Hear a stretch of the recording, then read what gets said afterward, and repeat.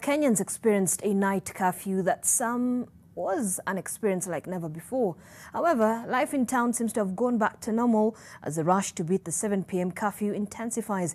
NTV's Kennedy Mureithi is on the streets of Nairobi and is giving us a view of how Kenyans really are adjusting to this new way of life. Kennedy? Well, a very good afternoon to you, Zainab, there in studio. And when we were in high school, there's a book we actually did called Dar es Salaam by Night. Right now, I'm here and we are here in Nairobi. And the picture that we were able to see yesterday after 7 o'clock and the picture that we are seeing in Nairobi at this particular hour is very different. And the activities seem to have gotten back to normal as everybody is trying to rush to get that extra coin before the curfew kicks in at around 7 o'clock this evening. What I'm able to see right now is that there is even this lady who we would want to speak to, who is a trader in vitu za nyumbani, sio? Na wewe mwenyewe naona ni kama unazibeba, ni kama unajaribu kukimbia kutoka kwa watu fulani. Ni nini ambayo unauza, na je, wakati kama huu unaweza kufaidika kwa vyovyote vile kwa vitu ambavyo unauza, na kuna pesa ambayo unaweza kwenda nayo nyumbani? Kunayo. Mimi kwa majina yangu mimi naitwa Hana Wajiro Joraita. But mimi nausaga huku Mwarero. Na mimi nausa dimu, jija, na lime na beetroot. Hiyo ni kaa vitu ya kusuia hizi homa ama kunawa mikono. Hiyo Mwarero yenye nimebeba, hii ndio yenye nalida nayo watoto. Hii ndio nalida nayo watoto. Ndio kama mimi watoto ndio wanagojea mimi. Sawa?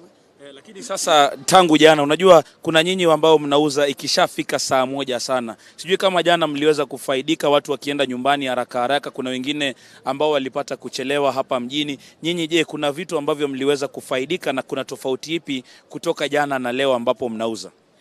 Jana tulikuwa tunauza kidogo, lakini leo hata hakuna customer. Alafu wakati tulimaliza jana tulikuwa tunatembea miguu mbali sana. Hatukukuwa na gari. Gari walikuwa wanalipisa bei kali sana. So kwa hivyo leo uko tayari? Leo niko tayari kutembea miguu by the way. Na vile tu ninatembea miguu, sisi hata hatujauza hata saa hii. Kajo bado wanatuamsha, wanatuhangaisha huku. Well, Zainab, those are just some of the sentiments. We also want to get from another gentleman. Wewe unafanya kazi ipi hapa town, na sijui kuna tofauti ipi ambayo umeona kutoka jana ambapo curfew iliingia na sasa hivi? Okay, I work in the office of here in Nairobi. I work as a research in the office of KCC, but we left the job last week because of this issue. But also my entrepreneurship in the issue of some enterprises in terms of detergents. So the observation I can make since yesterday, I think the curfew was a very good movement. It was a very good move, but the approach was not that which we need to adjust in terms of most workers in Nairobi, the employers are different.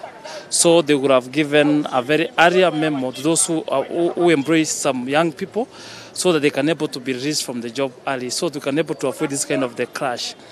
Also, the issue of this corona issue, we should look at the issue of even our officers. They should have that kind of the way they can able to defend themselves, because we are doing things whereby we are crowding them more, which might able to put us in a challenge, which we need also to work on our way, so they can able to deal with this kind of the monster as a country. Well, Zainab, those are some of the sentiments that are coming from Kenyans who are here at the archives. And we can even see there are some measures that have been put forth by the government here at the Tom Mboya statue. And this is one of the initiatives that has been done by the Ministry of Water and Sanitation and Irrigation, where they have put up some taps here so that every Kenyan who passes by here is able to actually come and wash their hands at this particular point. So if my camera person, Fidel, will also be able to walk with me. On this other side, there are Kenyans who are even traveling, and others are going on with their duties as they try to also beat that particular deadline that has been put by the government. Yesterday night when we were touring these streets, there was so much that was happening, but only police officers were there, and also the fire brigade who were on their way just to make sure that they sanitize every part of this country, and they were saying every part of this town, as they were even trying to use chlorine. On the other side of town, that is the Tom Mboya Street, what is happening is that there is transportation that is going on as normal, and most Kenyans are actually doing their businesses so that they make sure that when it gets to that time, they are all home. Yesterday, there are those who are not able to even make home by 7 o'clock. But now it is sinking in that the police have actually even insisted that no extra minute is going to be added. Yesterday, there was a subtle extension of this curfew in Nairobi, as most people are being allowed to move or to go home as late as 10 o'clock. But today, the government is insisting that everybody must be home at 7 o'clock. But we'll be here in town to make sure that we capture every minute and everything that is happening. As NTV, we are in the streets as early as 3 o'clock in the morning just to see how businesses are being done and how police are doing up these businesses. And we'll make sure that everything is captured. Right now, I take you back to Zainab in studio.